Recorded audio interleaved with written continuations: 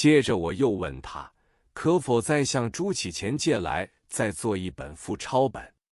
他说，朱总长因为已经给人家付钞了4本，认为很遗憾，现在再也不肯借出来了。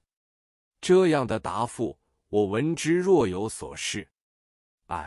在香港我遇到朱五小姐，问起这件事，她说，老太爷现在还健在，此书我实在不知道，不过古书文物已不属于他私人所有了。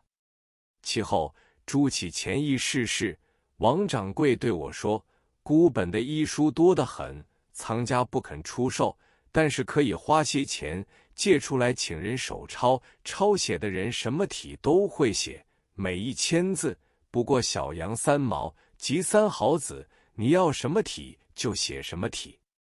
此语一出，我大为高兴，就写出了几部书名。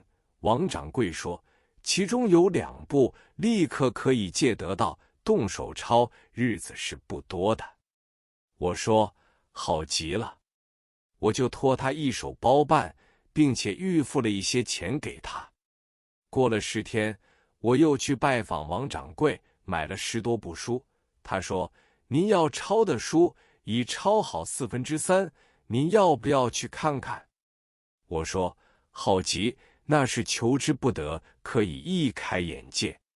王掌柜很殷勤的立刻陪我到琉璃厂西部，穿巷过路，到了一个4合院，里面有几10个人都在做抄写工作。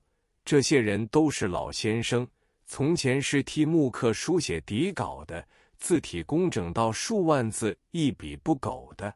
我在旁凝神而视，钦佩不已。临行时，我对王掌柜说，3毛钱写1000字，实在太苛刻了。王掌柜说，这是头等抄书的工价，还有1毛8分钱抄1000字的，就在隔壁，我再陪你去看看。走到隔壁，门上贴有一张字条，写着白本章3字，里面抄写的人更多，书架上放着成千本手抄小册子。王掌柜说，这是专抄戏词的，他们抄好了各大名伶的本子，也没有什么叫做孤本、真本，都是几毛钱或1块钱买一套。有一种叫做手汉本，是老林公死亡之后流传出来的，比较贵些。还有名伶新戏上演，每一配角派的单片都是叫这家抄的。只要1天功夫，无论多少可以抄好，这种人的抄写代价就是1毛8分钱1000字。我目睹了这一批文抄工的境遇，又是惊奇又是慨叹。走出4合院时，恰好有一辆胶皮，王掌柜说，你不如坐车回旅店吧。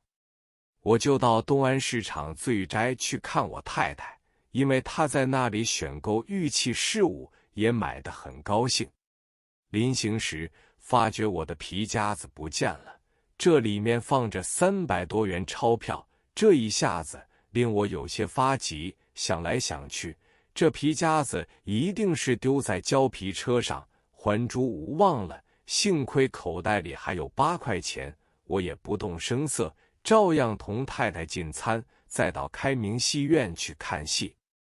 北平的生活实在便宜得很，消磨1个晚上只用了4块钱。等到坐车回旅馆时，已11时半。我正在懊丧失去了钱包，只见旅馆中坐着一位伙计，笑容满面地对我说，陈先生，您今天在小店中看书，遗下一个小银包，掌柜叫我立刻送来，我在这里恭候了4个多钟头，现在请您点一点吧。我接过来一看，1个钱没有少，我就抽出1张10元钞票送给那位伙计。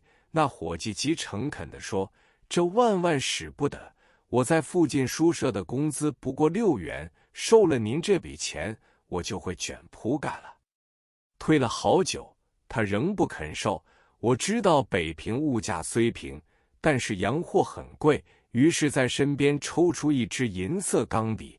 我说，就把这支笔送给你作为纪念。”那伙计又是欢喜又是不敢受，我看出了他的神情，就把笔插在他的衣襟上，他才再三作揖称谢。其实那支钢笔在上海不过价值3元8角而已。那伙计临行时说：“您老人家皮夹中钱是不会少的，特别是那种2张卡片，一张是曹汝霖，一张是萧龙友，还在那里，您千万要收好，这是冯道有困难时到处可以应急的。”我本来觉着这2张卡片又大又红，放在皮夹中很不好看，本想丢开了事，谁知道后来我在药王庙无意中闯下了一场大祸，要是没有这2张卡片，恐怕还要上公堂吃官司坐牢监呢。